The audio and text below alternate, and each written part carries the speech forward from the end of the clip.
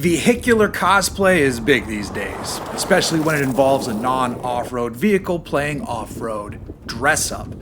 For some vehicles, this can be as minor as adding fender flares and chunky tires. For others, you can wind up with something a bit more wild, like the Lamborghini Huracan Sterrato or the Porsche 911 Dakar.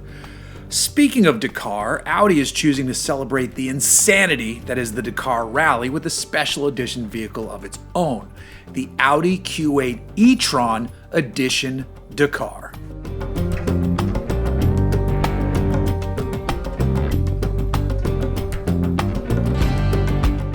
I don't typically love it when an automaker tosses some plastic cladding at a vehicle and declares it ready to tackle the trails. At best, it's a lame attempt for dollars based on a notion of delivering a vehicle that's not actually up to the tasks being portrayed in ads and imagery. But at worst, it can actually lead to a buyer thinking their vehicle can take them places it really can't, and that could lead to actual consequences. But I don't blankly hate the notion of toughening up a vehicle either. And this Q8 e-tron Edition Dakar rides a fine line between delivering actual off-road improvements and having a vehicle that's mostly just primed for likes on Instagram. So what's it got going on? Audi starts with a standard Q8 e-tron. This is the dual motor model that features a 106 kilowatt-hour battery pack. There's good power to be found since this setup can deliver up to 402 horsepower and 490 pound-feet of torque when in sport mode.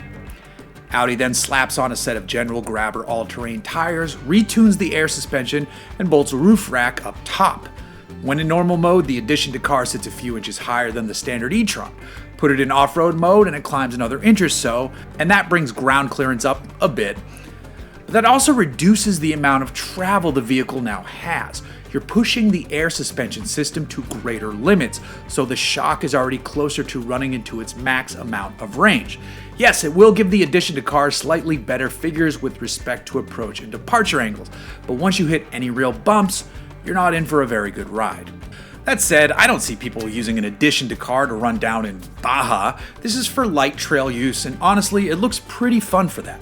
The all-terrain tires soak up a lot more bumps than a standard tire would thanks to a more robust sidewall. And it's pretty neat to see such a smaller size wheel offered on a vehicle like this, as those all-terrains are wrapped around a set of 18-inch wheels. But Audi actually plans to sell this with a whole separate set of wheels too.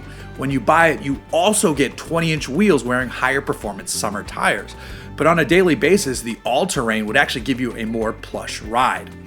Style-wise, it does look cool. Audi will offer the Edition Dakar in cyan beige metallic, magnetic gray, and the Mythos black metallic you see here. If you opt for the black paint, you can also spec the decal package that's modeled off the one worn by the RSQ e-tron race vehicle, and also my Lego version of the vehicle that's been sitting here the whole time.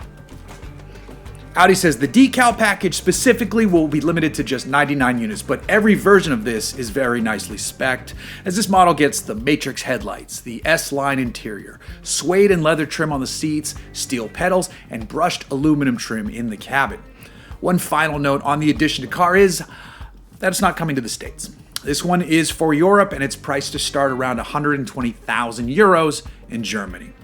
And that's a shame. I know I poked some fun at parts of it, but I actually do think it looks pretty cool. It would be fun to see a few of them on our roads and trails. Maybe if enough people raise their hands, it would make sense to bring a version here as well.